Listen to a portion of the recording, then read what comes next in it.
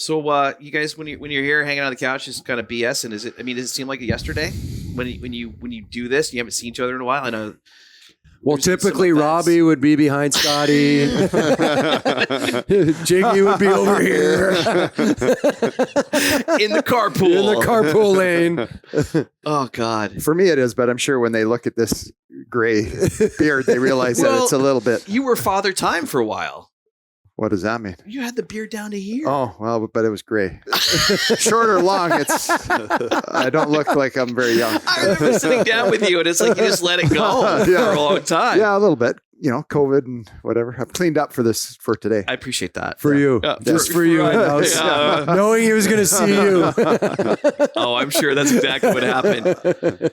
Scotty, give me your take on the carpool. Because these two guys talked about it last night. I want your take on what was the carpool like. Was it the Prius most of the time? No, I don't. Did you ride? I don't think you were in your Prius. We were in the Prius. Did you get in once in a while we take my car. It would depend on whose wives were going, like where and what was available. Yeah. Well, just you were in. If somebody else was driving, then maybe I would drive. If you fit in there. Well, I mean, I was kind of sitting in Jiggy's lap, but Jigs would have to sit in the back like this. But once in a while we took it. Well, I mean, yeah, it was a bit of a battle getting to the Beamer, rink, weren't we? Yeah, normally with traffic and that, so it was nice. Normally, we were in Jiggy's Beamer. Have a connection. I felt Jiggy drove a lot. I felt most of the drives were more luxurious than my car. I was more than happy to sit in the back. I only heard the stories about the Prius. Like all I ever heard of is that we came in a Prius today. We went in it. Well, if you go once, I think you remember it forever. We all shared the burdens, some more than others. Those were tough nights in the rink for some of these guys. Their legs were a little. That's all they talked about last night. I'm trying to bring it back to you. But we saved the world. So it's the price you did. Yeah, you did. And then you had the hydrogen. Thanks, Prongs. Appreciate it. We had the hydrogen car for a while, right? I did, yeah. That was, I don't know when that was. That was the Honda Hydrogen. Yeah, that was after that. After it? Yeah. And now, the radio choice. I heard heavy metal. Was that the choice when you drove? Yeah, probably for me. Yeah. After we listened to the wrap up of the market. Gotta see where things are at. Jesus. That's awesome. So, a little bit of everything. And I can add a little to that later on. Okay. Oh. I'm just a reminder, I'm trying to fill the gaps for you right now. No, you're very kind, considering we chatted last night and we're going to chat a little bit later on. But I can give more context to the market for you. Okay. Currently? For me personally? Like we can get not currently. For me personally, back then. No, back then. I got a good story for you. Oh, okay. About their bosses. That's a teaser. Their boss that was got it. Then became my boss. Fantastic. Little teaser. Fantastic. Nice. What makes winning a championship in any sport such a special bond between players? Prongs. Well, he's got 4, so ask him. Well, I know that. That's why us lone here got 1. That's why I'm asking you first. Okay. Because it seems like every time, I don't care what sport it is, when you come together, it's just like it was yesterday that you guys were together. Do you feel the same way? Yeah. Well, and I think we can actually speak to it. I went 3 times. He won the 1 time. Just the bond of going through, especially a hockey season, 9 months, 10 months, depending upon the time frame, and the ups and downs, the adversity you face, and then obviously coming together as a group. Robbie touched on it a little bit last night, where you have players peaking at the right time, and you have sometimes career years and guys coming into their own developing. Obviously back then we had a young Getzy and Pears and Penner and Cooney coming into his own. Like, you just have guys kind of working their way in the system. You got some older guys. Some hungry guys, and obviously I wasn't a part of that team that went and had that run, and then obviously the year before I was on Edmonton, we beat them, and you could see their team coming together, and then I became a part of it, and you just I think him and Jiggy both touched on it. Coming into that season, it was, we are winning the Stanley Cup, and anything less than that is unacceptable and a complete disappointment. And everybody bought in, from the Samueli family to Berkey to Randy to trainers, coaches, all the way down to the players. Everybody bought into what do we have to do and what is our role. Everybody bought into their roles, and it takes a lot to be a part of it. And there's a lot of really good teams. It's you could be the best team in October, November, December, and you might not even make the playoffs.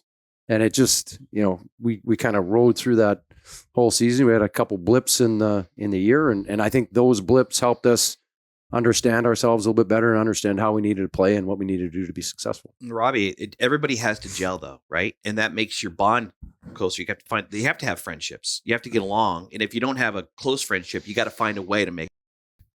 Yeah, for sure. I think the biggest thing is that everyone has to buy into their role and take pride in their role.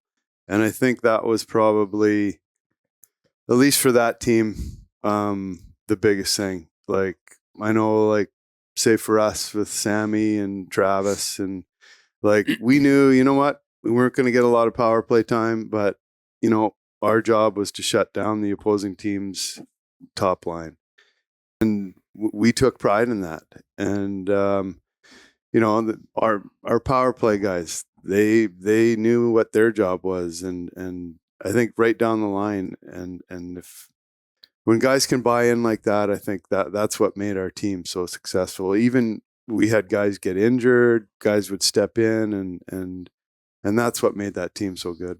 Scotty, obviously the other championships, but when you look back at this 07 team, what were some of the differences you experienced in this team that you didn't find in the others?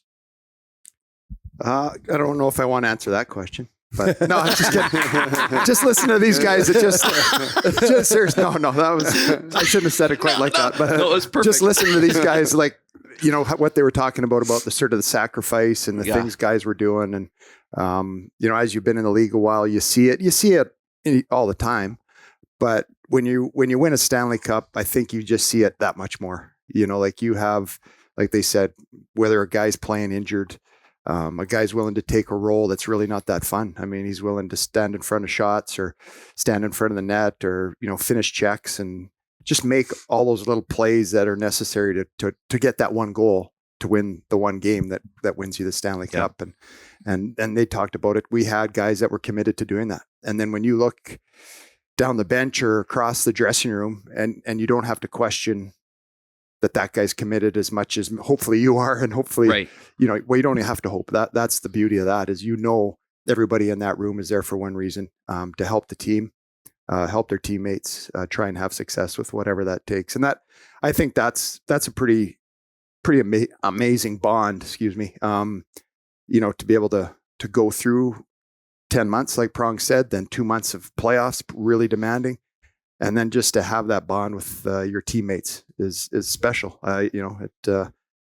That's a consistent thing with, me being fortunate to win multiple Stanley Cups. That's a very consistent thing. And I think what makes it special for sure. I don't think, and fans always look at, they won and it's going to be the same team. And players aren't peaking the same time every year. Players aren't having career years every year. Like all that stuff manifests itself and it's never the same team every year. You have that one unique year and then the next one starts. And he can probably speak to it more in Jersey when they're winning all that time. Yeah. And in any other sport though, you guys are the only ones that have the 7-game series. I mean, it's the biggest trophy to win, as they say, which makes total sense. And Prongs, Tamu had a lot of nice things to say about you last night. I have the scars to prove it. Before he calls it the best birthday present he's ever had when he found out you were coming to Anaheim. But what were your thoughts as far as knowing what this team was when you guys beat them in the semis and you guys got to the Cup finals and then you were traded? What was your initial reaction when you were coming to Anaheim? Well, I was excited. There was a couple teams that you never know when you ask for a trade, you never know where you're going to go. Right. Sometimes they're going to do you a favor. Sometimes they're not. Right. You never know how that's going to play out. There was a few other teams that I don't know how close they were or if they were, if it's just rumors, you never really know. But when I had talked to Berkey before he made the trade, because he was, I don't know, asking me why I wanted out or whatever. Mm-hmm. And, he was trying to make the trade, and then there was a tagging issue, and there was some salary cap issues. He wanted to make the trade at the draft, couldn't make the trade then because of some cap issues, and then it kind of kept festering a while. And I'm like, okay, what's going on here? Are you making this trade? Are you not making this trade? Is it really going to happen? So when I got traded, obviously I just played against them not that long prior to that, and knew the makeup of the team, knew kind of the trajectory that the young players they had, the veterans they had, and I was excited. The first thing, I talked to Randy after the trade, and he's like, "Is there going to be a problem with you and Tamo?" I'm like, "No, like I don't know why there would be. I mean, we're both spirited." You weren't there last night, but Tamo was very. I don't know what he was transparent. talking about, but like one of my strongest memories of my hockey career is watching how mad Tamo was after. Well, and then he went back at you in the Olympics in 02. Like that. Yeah. These two guys battling in the Olympics. I couldn't believe it. I'm like To add context, the whole Olympic thing when he ran me from behind. Yeah. Did you? You must have done something, but you did something to him before that. No.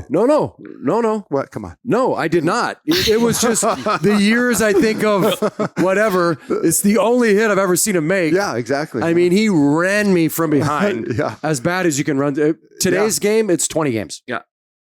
And there was like 2 minutes left in the game. Yeah. So I'm bleeding all over the place, losing on the bench, and they're trying to butterfly me and stitch me up so I could finish. And the horn goes, we win 2-1, we're going to the finals, and everybody goes into the corner, and I beeline at this. I'm like, I'm gonna kill you. I go, don't forget. I knew the day we played them. I go, we playing you on this day. I am gonna kill you. I think I was scared. And his eyes were like, oh shit, I forgot. So I'm like, your career's not over yet. I got you. He's like, oh, I forgot. That seemed like a good idea. Yeah, it seems like a good idea. And I'm like, Yeah. So then, I don't know, a couple months in, I'm like, oh, you remember, right? And he's like, what? I go, Oh yeah. I brought in the picture that there's a Getty image 8x10 of him ramming me from behind, and the partition in the glass like this in my head, buried in between the two pieces of glass. So you didn't instigate that. I did not instigate. Well, At I least may have okay. instigated it Yeah. years prior. Right. Okay. But not in the game. But not in that game. Not in that moment. Okay. Oh, But it All right. seemed a little reckless on his part to run me from behind. Because Yeah. what if the ref calls it? Right. The game's over. Yeah. But he is fairly fast and got in on me in a hurry. But yeah, I mean, doesn't hit a lot. No. No. So I wasn't expecting it, Well, you shouldn't have. But- yeah, for sure. but I was more worried about getting the puck to my D partner to get it out to Yeah. maybe win the game. Yeah. And when he No, he crushed me from behind, I'm like, Well, when you roasted him, that was beautiful. When all of a sudden that picture comes up on the big screen behind you. yeah. Oh, you mean this one? Yeah, that was fantastic. Oh my god, it was so good. Robbie, when Prongs came on, Scotty was already there.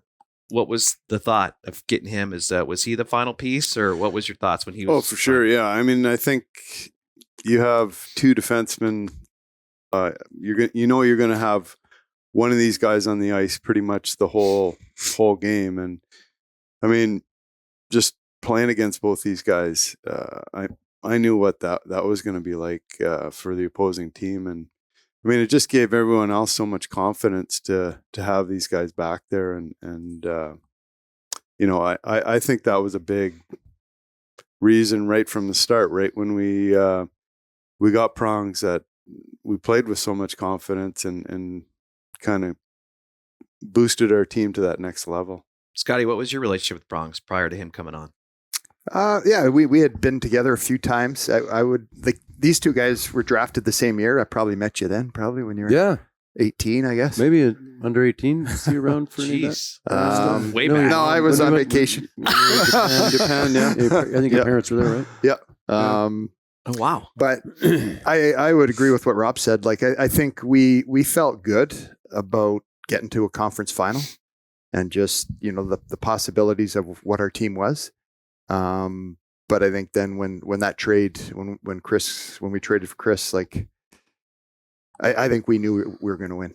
At least I believe we were going to win. Just knowing what the type of player, the commitment that he plays with, there's take no prisoners, do whatever it takes to win.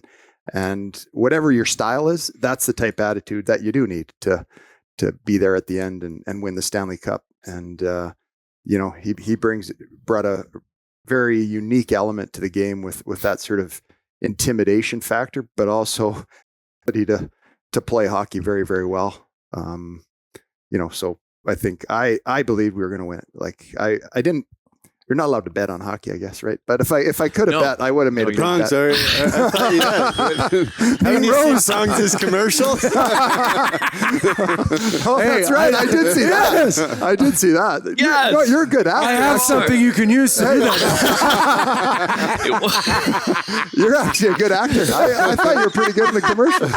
Dial 1-800-CHRIS Pronger for your betting tips. Oh, God.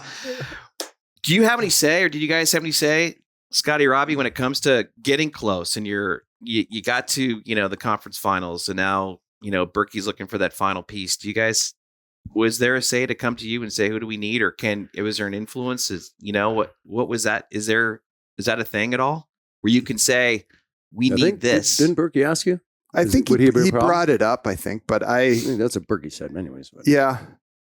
But we'll go with that. I'm not the type, I'm not, it was pretty obvious. Yeah. Berkey will probably, I'm sure he loves you more than he loves Berkey. me. I don't know. Oh, maybe him. He hunts, so, but whatever. Berkey would want to get Prongs any chance. And like I said, you watch the career he'd had up to that point and would, he might have mentioned it, but it was not. Yeah. I don't know. I think Berkey told me, I think he asked him if it was going to be a problem. And I think he asked Tamo if it was going to be a problem. Yeah. Then he asked me. Yeah. When he was making the trade, he's like, you have a problem? I'm like, why do I have a problem? I go, he's a good player. Yeah. That's my job. I want to win. Exactly. My job is to do what I do to for them. To it's just like I do my job because that's my job. All business. Yeah. Yeah. You got to do that to win. I kind of knew this, but then after having played together, we could be on the ice and we almost just were happy. We did things very differently. So it was easy in my mind. Yeah. As I mentioned last night, the yin and the yang. The yin and the yang. He does his, I do mine. And I didn't know we could cross-check guys. I wasn't. We both weren't working. The late penalty, we didn't know how to do that. I don't know what I was doing, but. Well, I loved it because I mentioned this last night with Prongs, but one of my favorite moments is walking on the chart and you sat next to him, and it was the greatest thing for you because you'd have to say a word to anybody. You just had your paper up and he was chirping everybody. Was that the best seat in the house for you? Yeah, well, that's just it. I think we very much complimentary and everything. Personalities, the way we played the game, I think all of the above. Right. So Prongs had at it. I knew when to be quiet. When he needed to say something in the locker room, I knew it was Norm's time. Not my time to speak. Yeah. The captain's got it. Let him. It wasn't often, but when he did, it's kind of like one of those things. Somebody that doesn't speak very much, when they do speak, everybody listens. Yep. Yeah. I never at all felt there was any issue, period. Yeah, that's what it worked. Yin and yang. Yeah. I want to get a comment from each of you guys on, was there a moment, a big goal, a conversation in the dressing room that kind of defined the season, that stood out to you as a game changer for you that, and I'm sure there were several of them because of the run you guys went on, but Robbie, is there something that kind of stands out to you as a moment that kind of defined the season? I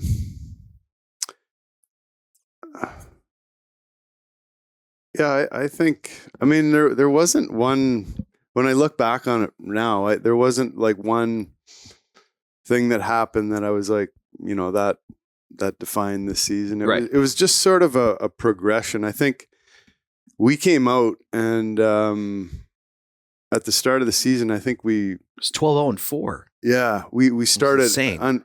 And I think that was exactly what that team needed. It was just, that gave us the confidence and showed everyone, what we're capable of. And I think we ran into a little bit of injury problems and stuff throughout the year. But once the playoffs got going, we were healthy. And I think when you look back on it, and we knew what kind of hockey we could play, I think the start of the season sort of helped us get there. Bronx, was there a moment goal? Is it anything? I don't know if there's one, but I think I got hurt. Scotty got hurt. We got into, as Robbie just alluded to, we got into a little bit of a lull, faced some adversity. You know, we kind of rolled through, I don't know, two and a half months, and then you face with a bit of adversity. It was kind of almost looking easy. And then, you know, we kind of get out of sorts. We're not playing our style and needed to find our way back to it. Once we did that, then we went on another roll. And I think in the playoffs, anytime we had a loss or we faced any type of adversity, it was like, okay, we've already done this. How do we get ourselves out of it? How do we rebound from a loss? You know, it was always, we don't lose 2 in a row. It was always, all right, let's get back on the horse and get another win streak and use that as motivation. And I don't have a very good memory. But I will say that it is, I think, a positive or a good thing for a team to go through a little bit of a drop in whatever, you know, whether they're not playing as well or injuries, and then being able to find your way out of it. Because just like Prong said, like, you know, you get in the playoffs, it's very emotional. You know, things that don't go your way for maybe a game or a period or whatever, you have the confidence as a team that you know how to get back to what you need to do. And, you know, if you're trying to figure that out in the middle of a playoff series or whatever, you're probably going to be in trouble. So having a little bit of a stretch where it's not going well and then getting it back sort of on the rails, I think is something almost necessary for teams to get there at the end. When you got hit by the puck in Ottawa after the whistle blew, what did you say to the team? Well, wherever it hit me, it didn't hurt at all. So it was easy for me to, you know, play cool or whatever. But yeah, there was some of the guys who wanted to, you know, I mean, that was what our team was about, right? Like that's what protect I was talking about. Like just, and, you know, somebody does something to one of our guys, like it doesn't matter. Like didn't matter. And anybody would have jumped in probably. Right. Yeah. So guys wanted to. And, but I think they also knew that, you know, the bigger things. I mean, that was a non-issue. Yeah. I might have said something like, don't worry about it, guys, but that was it. Guys knew why we were there and what they wanted. And so, yeah, I mean, there were so many of those moments all the way through. Just little things. It's incredible how many big moments there were. I guess I dwell on it, but I just love when, you know, guys are there for each other in one way or another. You know, and we had that nonstop all year, especially in the playoffs. So, Robbie, one goal that stands out is you and your brother combined on one with Luongo in net. Do you remember that moment? You separated the puck at the boards and Luongo wasn't paying attention and somehow the puck went in? Yeah. Do you remember that? Yeah, I couldn't believe I couldn't believe what Luongo was doing. Sort of he was calling the penalty. Yeah, He was, well, he was the captain. yeah. That's right. That's right. That's right. But yeah, I just remember that game. That was one of the best goaltending efforts I've seen. Like he played unbelievable for Vancouver that game, and yeah, I was like, I couldn't believe how he reacted. Nobody to the could. hit. I think, yeah. And yeah, it was a really hard wrist shot. Like, it was a powder puff. Finished doing your wrist curls. I think it was a lob. Like it bounced before it went in. Most goalies can't pick that up. Like that's coming in. Very deceptive shot.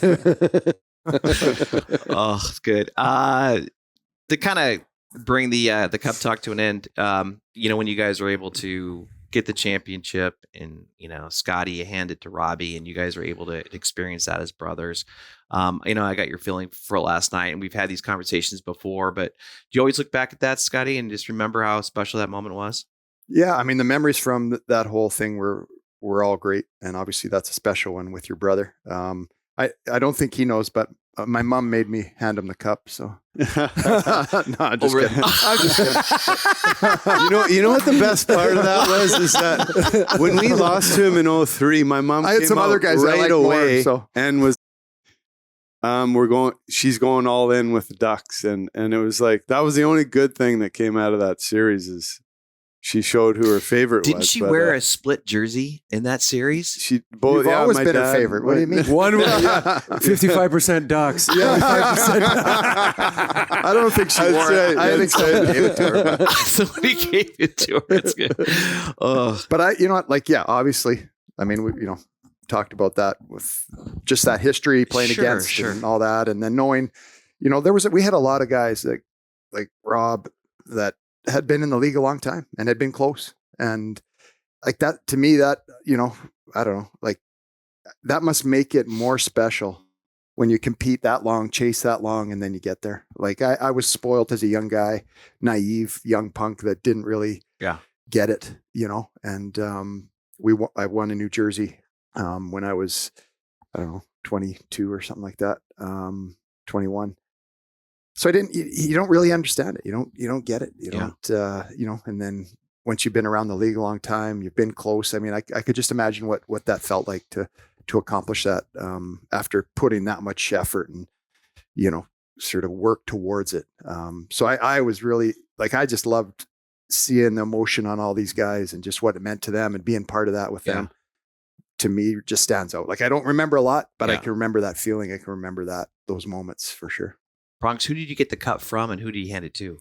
I got it from Robbie. I wanted to take it from him because I wanted to give it to Timo. I was going to ask you. Oh, yeah, nice. Wow. Bring it full circle. Yeah, there you go. Again, you hit me from behind, and now I'm giving you your Stanley Cup. He is playing chess, this guy. It's unbelievable. Wow. Because awesome. all the media, I thought they all want to counter. Yeah. Oh, well, he's been the longest tenured. Well, he should have got. I can't believe he took it. They heart. don't know the game behind the game. Yes. So big heart. That's why they're like, whoa, why did he? I'm like, I wanted to get it because I wanted to give it to him. Love it. That was it. The captains. We were the captains, but is that not? I don't. I don't think the when you listen to the media talk, Yeah. I think they can come up with any scenario they want. I think they figured he was the oldest on our team, right? Yeah. So they think he should have got it. They were like, oh, this is natural. And they're like, the rules are unwritten. There are no rules. Right. But I think I wanted to give it to him. And I figured, well, he's going to be next. So I'll just take it. And I think the captains. We kind of did captains. I think I don't know if we even talked about it, but I said, well, I'm going to go get it and I'll give it to him. Well, I did. Yeah. That's perfect. That's good. Yeah. Full circle. Yeah. It's a journey. Correct. Yeah. Trying to bring that back. Hey, well done. Hey, I like where you're going. I'm looking for some sort of a check. Speaking of journeys, Robbie, I'm going to start with you about what's going on with you now.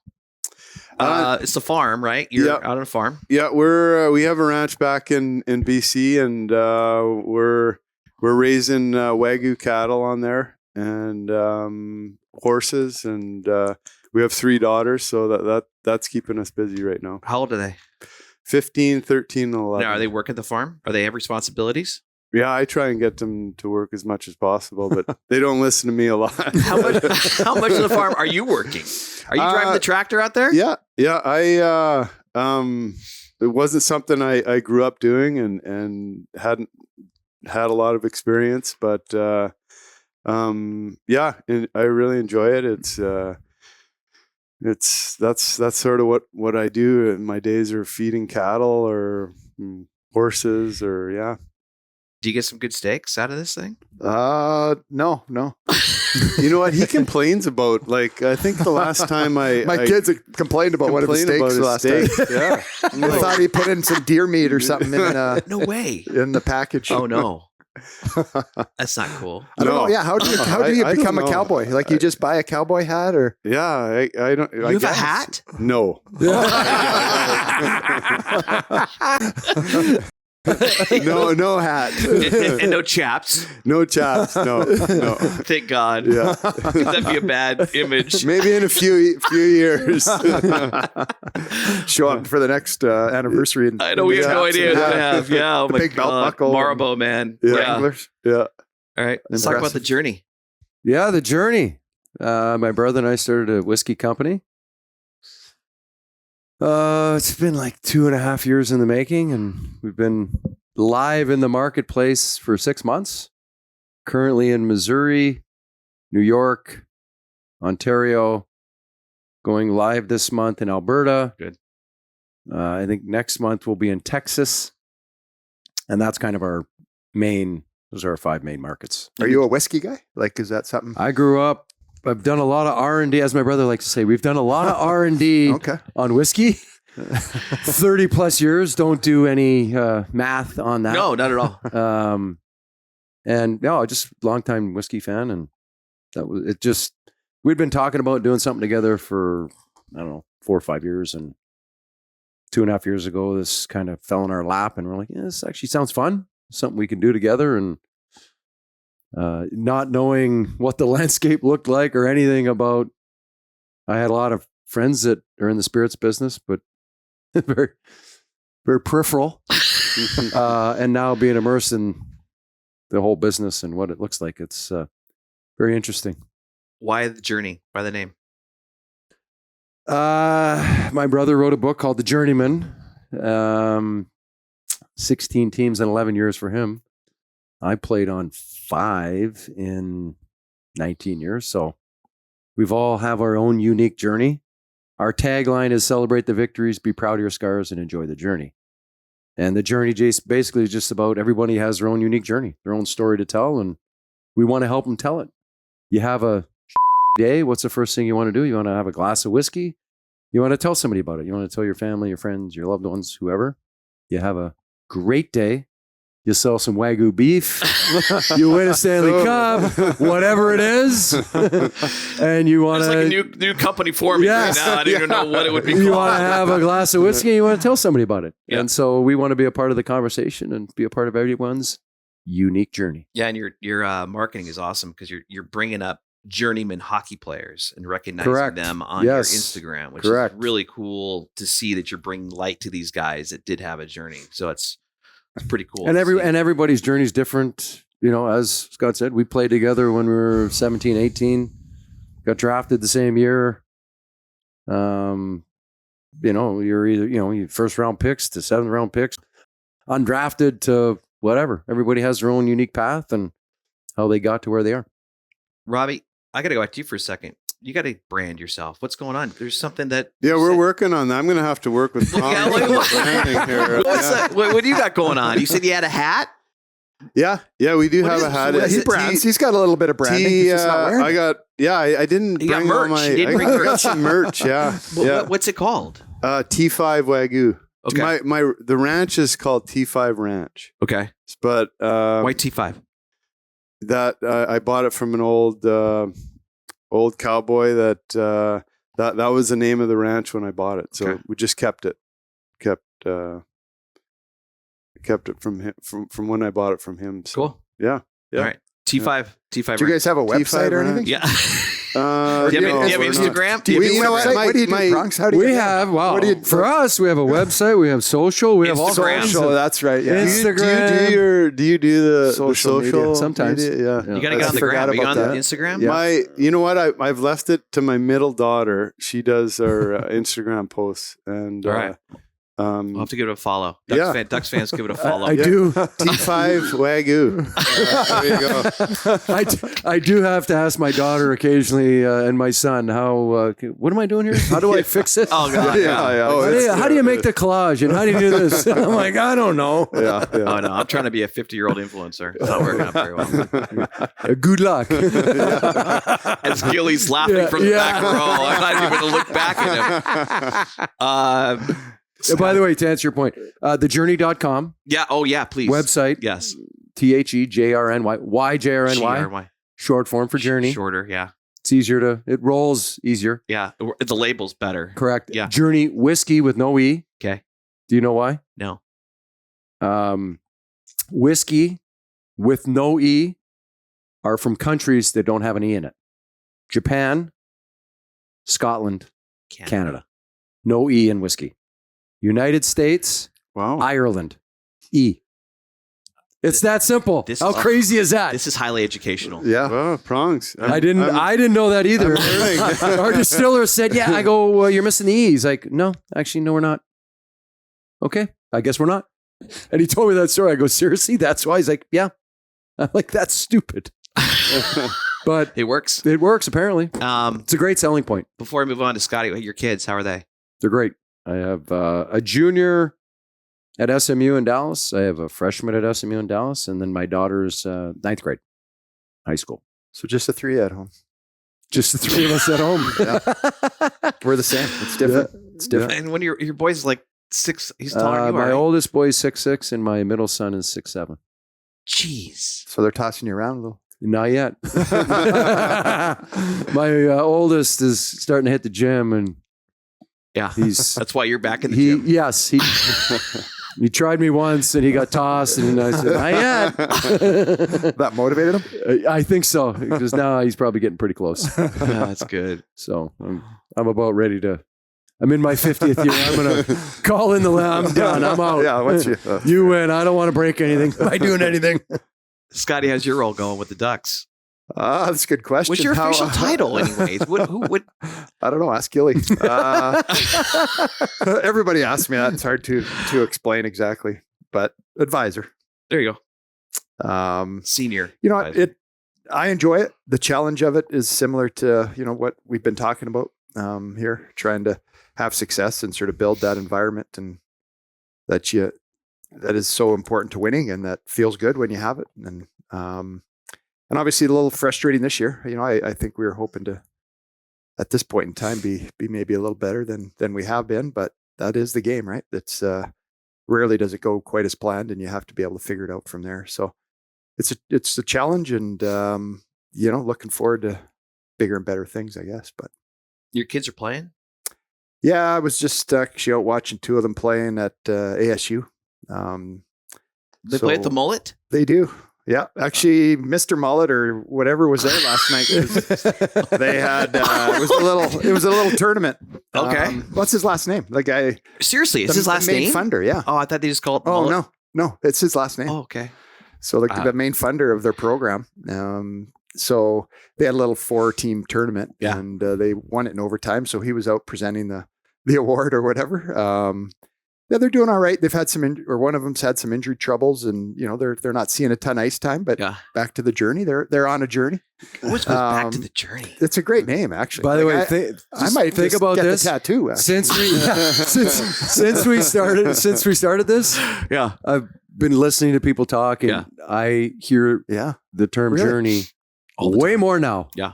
And ABB, always be branding. Not even the term, but just they're talking about it. Yeah, right? they're just talking about somebody's journey or story, just whatever. Yeah. There's always something to talk about as it relates to where they're going, what they're doing. That's what we're doing right now. Yeah. Our new journey. Yeah. We got T5 Wagyu. We got Advisor. Who had that on their bingo card? I don't know. This is going crazy. You guys are gonna blow up after this thing goes on. Well, exactly. Well, you are in-house. Yeah, I am. Well, so as we end this thing, I do have to thank you guys for some terrific stories. One of them I'll never forget with you is the Stanley Cup run. We go in, the press, there's 40 or 50 that go to a stall. And I was one of them in the front. And everyone's starting to ask Prong's questions. And he's like, whoa. In-house, you go first, and it better be good. In front of like 40 media, he wasn't going to do it just in front of 5. It had to be at least 40. I'm like, and I appreciated it, but it was freaking hilarious. Everyone's like, who's in-house? Like, who's this guy? Who gave him that name? Who gave that name? What is that?